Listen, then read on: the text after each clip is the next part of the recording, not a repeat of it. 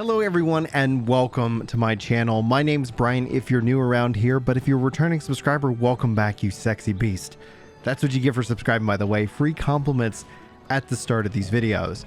Now, it's been almost a year since New World launched, and actually over on the official site, they actually put out a post called What's Changed in New World Since Launched, and I'll include a link in the description if you want to go read over this for yourself. But I thought I would take this as a template and use this to kind of highlight in-game exactly what has changed over the past 9 months, and also talk about what there is to look forward to for this game's future. If you guys have any questions, you can always weigh in below, and if you're looking for a casual group of people to play with, you can always check the link in the description for the Discord server if you want to team up for MMORPG goodness and just general fun times to be had by all. Anyhow, let's go ahead and dive into the core of what this post talks about and get you guys up to speed on everything that's changed, and hopefully have just a freaking awesome time talking about New World. That's what we do here on this channel, and so let's go ahead and do it.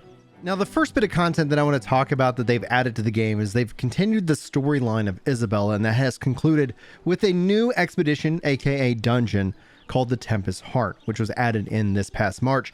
In July, they're going to be added barnacles and black powder. Currently, they'll be on the PTR next week, so I'll be sure to give you guys my impressions of the newest dungeon. I honestly think that they do a really good job with their dungeons themselves. And if you're looking for a challenge, something to push your build and do even more, they've added a mutated expedition system that takes the dungeons and levels them up, and it lets you challenge them in a M+ kind of way. This is going to give you the best loot, best PvE experience, the best challenge, and you can see here they rotate the dungeons each and every week. Right now, at the time of this recording, it's the Lazarus Instrumentality. I struggle with saying that word. And you can see here that it's got various different mutations that it's currently using.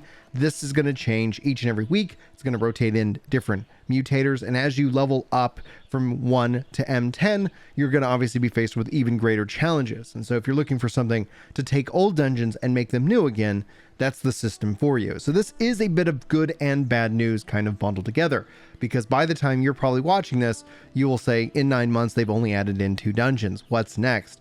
Well, we do know we're also going to get a 3rd dungeon added in this fall. I'm going to guess, along with the Great Sword this fall, that you'll be seeing something around the lines of September or October timeframe. And then we'll have to obviously wait and see what they have in store for us after that. I'm expecting some kind of news over the course of the next 2 or 3 months. So keep it locked here to the channel if you want more New World content in your feed. But either way, I mean, if you're watching this video, chances are there is a curiosity at stake. But beyond the mutated expeditions, I want to talk to you guys about keys. And there's almost a kind of a weird joke you can make here. The key aspect of what they changed, pun intended, is they are going to be removing, as a part of the July update scheduled here for a few weeks from the time of this recording. It could already be live by the time you're watching this. The key system that exists, these will turn into loot boxes.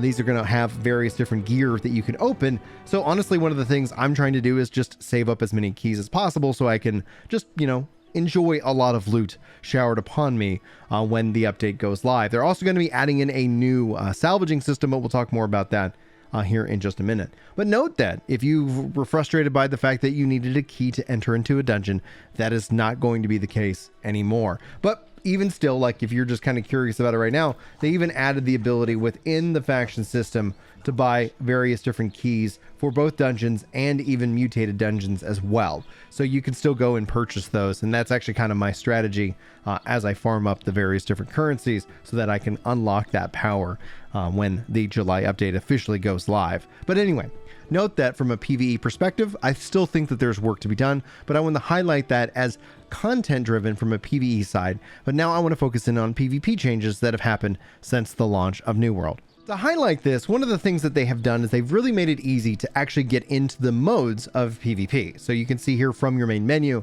you've got the modes option, you click on this, and there are currently 2 modes in which that you can queue from anywhere in the world. You have Outpost Rush. This is the level 60 endgame PvP system. So if you are always kind of hearing about that as a part of your leveling experience, note it's there. And it is still level 60, and you just click on it, you click play, and then you go about doing whatever you're doing. Now, at the time of this recording, it is still same world, but they have talked about bringing in cross-world matchmaking, and that would benefit both Outpost Rush and the new 3v3 arena.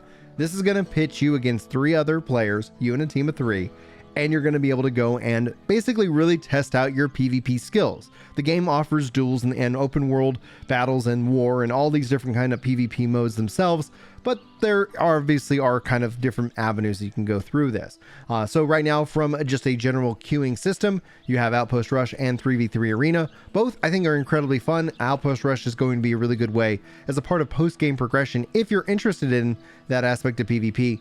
And the arena actually kicks off at level 20. So you can actually use this to level, but here's the catch. Again, at the time of this recording, it's same world matching. And I think essentially when you see cross world matching, you'll obviously get my excitement for that here as well, because that will ultimately open up the pool. So you're not just necessarily matching against people on your own server. Now, jumping into character here, this is where PvP has also gotten a large amount of content for those of you who are interested in it. Whether you're doing faction mission PvP, whether you're doing Outpost Rush or 3v3 Arena, or just battling it out in the open world, you're getting PvP experience and what a currency called as Assault. This is going to have you leveling up and picking various different rewards at different track points and then completing various tracks. This is a big piece of content a lot of PvP players have actively enjoyed. In fact, this is actually keeping me always flagged when I'm running around outside of teaming up with you guys on our community game nights and more. If you guys are interested in more of that, the Discord link is in the description. It's a total chill kind of place to come and hang out and, you know, kill some monsters if you're generally interested in it. I find that a lot of people don't enjoy PvP as much as I do, so this is kind of an invitation to a hopefully stress-free, relaxing evening with a bearded ginger dad who loves New World. So anyway, that's a lot of the kind of content bundled in for both PvE and PvP. Let's talk about a lot of the other reducing of friction and quality of life changes that have occurred since the game released. I think the highlight of the sandbox of the game itself is how adding in the weapons really can change metas, and it can really give you new skills and ways to approach situations. New World is no exception to that. Since release, they've added the weapon called the Void Gauntlet. This is a powerhouse and also a super supportive weapon to team up if you want a healing aspect, or if you want to have a kind of a Halo mode in which that you turn your weapon into a giant laser sword and go to town. This is something that I really love to see, especially as it changes. But beyond the Void Gauntlet, they've added my favorite weapon so far in the game, the Blunderbuss. This is like a strength-based weapon of a shotgun that allows you from medium to close range to really put a lot of hurt out on your targets and gives you some interesting skills to boot. Whether you're focusing in on AoE or single target, there's a lot of ways that you can kind of spec this out. And personally speaking, if I wasn't working on trying to level up all of my weapons to level 20, I would probably just be sword and board in Blunderbuss until the day I die, or at least until the day that the Greatsword is released sometime this fall. But beyond weapons, they've actually added in a new trade skill. This is a musical-based, instrument-based trade skill, and that's right now currently being tested out on the PTR as a part of the Summer Medley Fair event. I would highly encourage you guys to check this out. It is a rhythm-based minigame. It does give you perks to be able to bless and buff other people in the world, and they can even toss a coin to you for your efforts and for those perks. So it truly is, I guess, a sense of magic and wonder, and I really am happy to see them do that. It has me excited to see what else and what other surprises they have in store for us outside of that, because this was an item that wasn't on the roadmap. This was something that they kept close to the chest. So we've seen the trade skills improve with a kind of a casual side with music. So who knows what will happen more in the future, but we do know more weapons are coming, and we do know that they have a lot of little secrets and things like that planned. So I'm excited to see ultimately what happens. But what else is new with the game? Well, you have an easier leveling system, and now it takes players less time to actually level up and improve your required trade skills. This is also going to happen with, obviously crafting and gathering, and overall you're going to feel this very naturally as they make adjustments there. They have a new onboarding and new player experience. They've changed where many of the early quests are grouped up so players don't have to travel so much just to complete each one. They've added in cross-region transfers, so you can now easily transfer to your friends. You actually just go to the store, go to character transfer, and you might even have, if you're somebody who is returning to the game, free transfer tokens left, and this will allow you to move worlds, this will allow you to move regions, and that is active within the game itself. They've added in new housing quests that you can assist the idealistic merchant with a bold mission to build houses out in the wilds for new furniture and decor rewards. They have new enemies. They figured out that the Varangian Knights, as I struggle to say the word, are plotting through new quest lines and points of interest like a giant fortress. They've added in new open world activities, discover updated points of interest. Rafflebones is a giant loot goblin that runs along the roadside for different encounters. You can collect vista paintings scattered throughout the world and even more things like that. They've added in what they call the expertise system, and you can see that here on my screen right here, where each slot has a max level of 625 for the expertise. And as you get the drops, it will increase it. But there is a manual way of processing and leveling up. And that's through this concept called gypsum. You have multiple types of gypsum. And what you do is you take your gypsum to a kiln and you have multiple types of gypsum. In this case, I have enough to craft a orb here. And then it lets me take that orb and turn that into a forced upgrade from any slot that I want. I'm going to focus here on chest gear because I've been working on trying to get that to level 600. Now, if I go ahead and exit the crafting station and open up my new gypsum cast, you can see here it has now increased my expertise to 595. And thus, it gives me a nice little level up item here. So it tells me that my expertise for chestware has increased. You'll see your overall average expertise, and people like to make fun of me, especially as somebody who loves this game and plays this game, but I'm a dad of 5 kids. Like, I'm not going to actively kill myself over a game. I don't have that kind of time. And the expertise system, especially with gypsum, gives a really nice balance to if I want to get sweaty and hardcore and really focus in on trying to get higher pieces of gear, or if I just want to casually play the game, fish up and craft and gather some gypsum that way. In fact, by actually doing all the different trade skills, you'll find that once you push something over level 200, you start to go into this additional system, which gives you emerald gypsum. And so you can actually progress your expertise level by crafting and gathering as well. So there's a lot of fun things that this overall does. Now, I've provided feedback on how I think this system can be improved, but all in all, I think it's a fair and interesting system that gets rid of that random watermark system that was at the time of the game's launch. So note that this is a much easier and a much more straightforward way to see where you are in terms of game and progress. Now, regarding storage, they've actually linked all the different storages across Aeternum. So as you go to the different areas, you can easily just drag and drop and move things around as needed. If I want to actually transfer those dies over to First Light, for example, I can do so and there's no cost to me. They've also changed up how things are weighted, how taxes are managed. In fact, if you guys have a house or you have to pay taxes as well, note that the overall housing taxes have been reduced dramatically. You can even reset the cooldown on your house, which has actually been reset and cooled down enough anyway. It's been cut down dramatically by actually using Azoth. And from a fast travel perspective, the maximum cost of Azoth travel is at 20. So it does, and no longer factors in what you're carrying around with you. So if I wanted to teleport anywhere, I can go wherever I want, and that's going to be generally the cost. And there is, you can see here in this case, it's actually 12 as opposed to 20. So it's going to be a range. And if you control certain forts, you actually can have your Azoth teleport cost cut down to complete 0.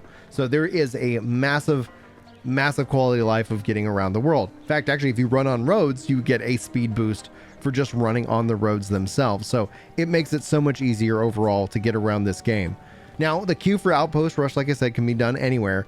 And in terms of ammo, if anybody here is playing arranged, you actually now have unlimited ammo. What ammo does at this moment is it adds a multiplier to your damage. So this would be a 15% increase. This would be a 5% increase, and you can use this. So if you run out of ammo, you can still fire your bow, you can still fire your gun, or you can still fire your blunderbuss. You're not going to have this immediate disadvantage. What you do get is an advantage for using various different types of ammo, which encourages its use throughout the game.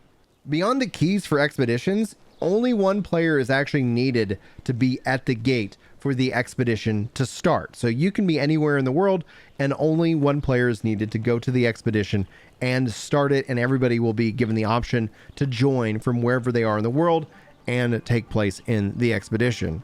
In terms of respecking your build, the cost to do so has been reduced, both from the weapon and the Azoth perspective, which doesn't really come in until you start to hit endgame.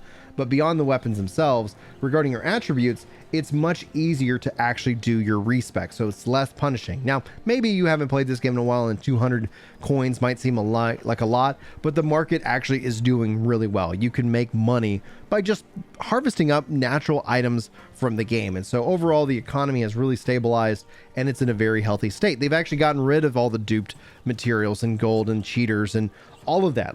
They've done a lot of extensive work, and we haven't seen any problems pop itself back up since the beginning of January. That would be roughly the time, January, February of this year. They have really got it cleaned up, and honestly, it's been a real bless. And honestly, it's been a really good thing overall for the health and well-being of the in-game and the in-game economy. Now, I've already talked about a little bit of what's coming next to New World. I've kind of sprinkled that into this video. Just note that we are actually getting the Brimstone Sands territory this fall. We are getting that new expedition, the Enaded, as I mispronounced that word, as well. The Great Sword's coming this fall, and I'm going to actually start to guess at this point, and we'll see if I'm right or wrong, but I expect that we might see that around the 1-year anniversary of this game. I think that would actually be kind of exciting to see. We're also getting the Expedition Group Finder.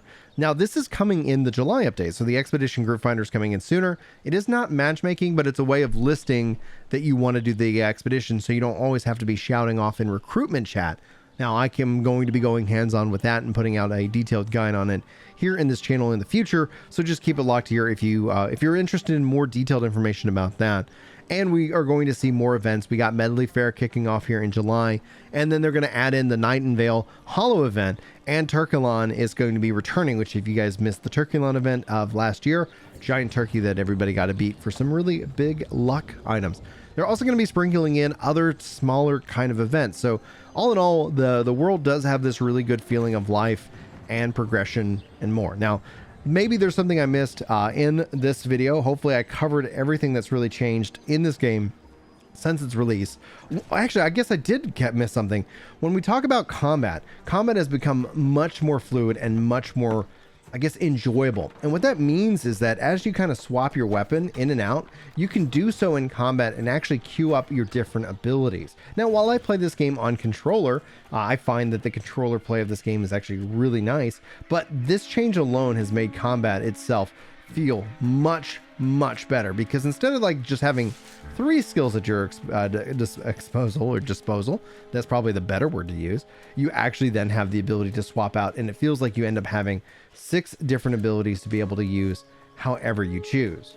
Anyway, guys, I hope you found this video useful, helpful in any which way, shape or form. I always love your all's thoughts about the game, both positive and negative. I think video games are meant to be discussed, and you can always weigh in below in the comments if you feel like this video has earned it. That like button really helps it out in the algorithm.